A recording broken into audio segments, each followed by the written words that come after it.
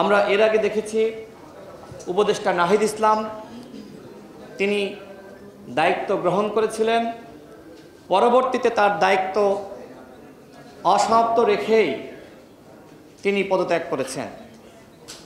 তার দায়িত্বকালীন 6 মাসে আমরা কি আজকে জানতে চাইতে পারি না যে তিনি আসলে গণমাধ্যমের কতটুকু সংস্কার করেছেন? আমার সামনে অসংখ্য সাংবাদিক ভাইয়েরা, আপনারা আরও ভালো বলতে পারবেন যেভাবে আওয়ামী লীগ গণমাধ্যমকে তাদের উন্নয়ন প্রচারের হাতিয়ার হিসেবে ব্যবহার করছিল, যেভাবে গণমাধ্যমেও ফ্যাসিবাদের আখড়া তৈরি হয়েছিল, যেভাবে গণমাধ্যমে আমরা দালাল চাটুকার সাংবাদিকতা দেখেছি, সেই জায়গা থেকে কি গণমাধ্যমকে রক্ষা করা, গণমাধ্যমের সংস্কার করা নাহিদ ইসলামের দায়িত্বের মধ্যে পড়েছিল না? তিনি সেটি করেননি। এই সরকারের আমলে গণমাধ্যমের ম্যানেজমেন্ট, সম্পাদক মণ্ডলে কতটুকু পরিবর্তন হয়েছে? আমি অনেক সাংবাদিকের সাথে কথা বলি, তারা এখনও বলেন যে না, গণমাধ্যমের সংস্কার এখনও হয়নি।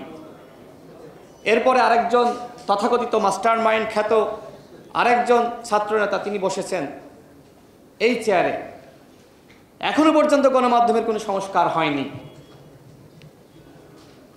আওয়ামী লীগ গণমাধ্যমকে ব্যবহার করে যেভাবে মানুষকে কণ্ঠরুদ্ধ করত, আমার কাছে এখনো পর্যন্ত অনেক সাংবাদিক ভাইয়েরা বলে যে আমরা এখনো পর্যন্ত লিখতে পারছি না। একটা সংবাদ প্রকাশ করলেই কল আসে, বিভিন্ন জায়গা থেকে হুমকি আসে। তার প্রমাণ এই শীর্ষ নিউজ। আমরা অনলাইনে দেখেছি যে তারা বেশ সুন্দর সংবাদ প্রচার করে, যেটি এখানে উল্লেখ করা হয়েছে যে বাংলাদেশের প্রথম অনলাইন পোর্টাল, কিন্তু তার নিবন্ধন অন্তর্বর্তীকালীন সরকার দিবেন সেই চেতনা তাদের মধ্যে জাগ্রত হয়নি। বরং আমরা লক্ষ্য করছি গণ অভ্যুত্থানের পরে আজকে দেশ এক অনিশ্চয়তার মধ্যে। কতটুকু সরকার রাষ্ট্র সংস্কার করতে পেরেছে, কতটুকু গণহত্যার বিচারের অগ্রগতি হয়েছে, নির্বাচন নিয়ে সরকারের ভাবনা কি, এখনো পর্যন্ত পুরো জাতি ধোঁয়াশার মধ্যে রয়েছে। এখানে জাতীয় নেতৃবৃন্দ আছে, পরশুদিন অনেকে সংলাপ করেছে, গতকাল সংলাপ করেছে। এই সংলাপের আসলে অর্জন কতটুকু? এর আগেও আমরা সংলাপ করেছি, কোনো একটি সংলাপ ফলপ্রসূ হয়নি। আমাদেরকে ডাকে, চা নাস্তা সিঙ্গারা খাওয়ায়, এরপরে উপদেষ্টা পরিষদের কোনো সিদ্ধান্ত আমরা জানতে পারি না।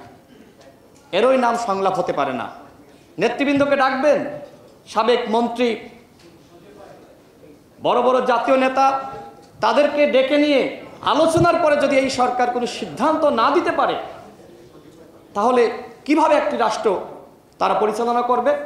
আমি মনে করি এইভাবে জাতীয় সংলাপের পরে কোনো সিদ্ধান্ত না দেওয়া এই নেতৃবৃন্দের জন্য এক ধরনের অপমানজনক। আমি সরকারকে বলতে চাই, তাদেরকে ডেকে নিয়ে যদি পরবর্তীতে কোনো সিদ্ধান্ত আপনারা না দিতে পারেন, এরকম লোক দেখানো, চা নাস্তা খাওয়ানোর সংলাপের কোনো প্রয়োজন নেই।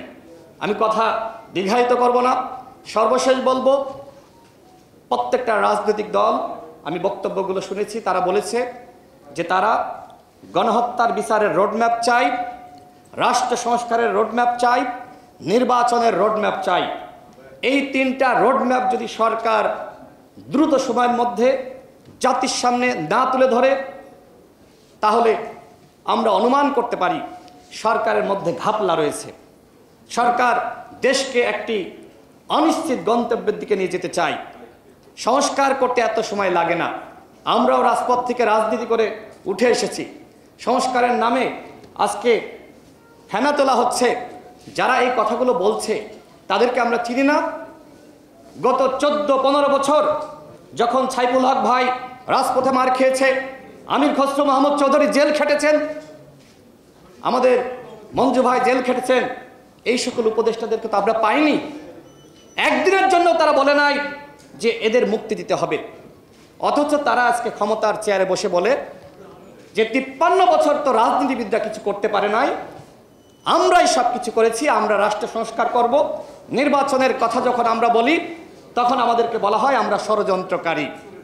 এই রাজনীতিবিদরা কখনোই ষড়যন্ত্রকারী ছিল না। আমি সর্বশেষ বলবো, আজকে শীর্ষ নিউজ যে আয়োজন করেছে তারা এই সরকারের প্রতিহিংসার শিকার হয়েছে। একইভাবে তারা আওয়ামী লীগের সময়েও কিন্তু আওয়ামী লীগের সরকারের প্রতিহিংসার শিকার হয়েছে। তার মানে প্রতিহিংসার শিকার হওয়া কিন্তু আমাদের বন্ধ হয়নি। আমরা সংগ্রাম করেছি, এখন আমরা কথা বলার স্বাধীনতা চাই, গণমাধ্যমের স্বাধীনতা চাই। এই গণমাধ্যমের স্বাধীনতা যদি আমরা অর্জন করতে না পারি তাহলে এই বাংলাদেশ আবার ব্যর্থ হবে। সর্বশেষ বলবো, সাংবাদিকরা আমাদের জাতির বিবেক, সাংবাদিকদেরকে কেউ হুমকি দিবেন না, সংবাদ প্রকাশের ক্ষেত্রে কেউ হুমকি দিবেন না। আমরা দেখেছি সমন্বয়কদের নামে যখন চাঁদাবাজি সংবাদ প্রকাশিত হয়েছে মুহূর্তের মধ্যে কিন্তু ডিলিটও হয়ে গেছে। আমি শীর্ষ নিউজকে বলবো, আপনারা সঠিকভাবে সত্য ন্যায়ের পথে থাকুন, সঠিক সাংবাদিকতা করুন। ইনশাল্লাহ এই জাতীয় নেতৃবৃন্দর সামনে যাদেরকে দেখছেন আপনারা তাদেরকে পাশে পাবেন। পাশে থাকার জন্যই আজকে এই অনুষ্ঠানে আমরা এসেছি। আপনাদের জন্য শুভকামনা, আপনারা এগিয়ে যান। আমরা গণ অধিকার পরিষদ শীর্ষ নিউজের সাথে আছি।